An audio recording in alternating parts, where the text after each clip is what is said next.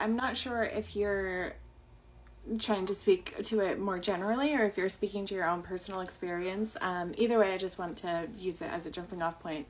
For me, it is actually surprisingly not a fear of failure. And it was when I was really heavy in my fear of failure that I was actually able to show up for demands and expectations, because my fear of failure and rejection were so intense that it kind of overrid it kind of like just, I had a lot of trauma response that was just like overrid my whole entire being. For me, however, it's not a fear of failure, because what actually ends up happening when I avoid demands and expectations in relationships is I fail. So it's like, and I know this, and I recognize it as it's happening, and I still have immense trouble, stopping myself. Most of the time I can't stop myself.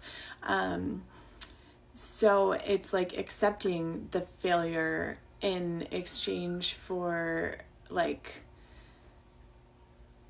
I guess, avoiding the demand, or, maintaining the sense of freedom and autonomy. I will say that fear of failure shows up when it comes to, like, deciding to be in a relationship at all.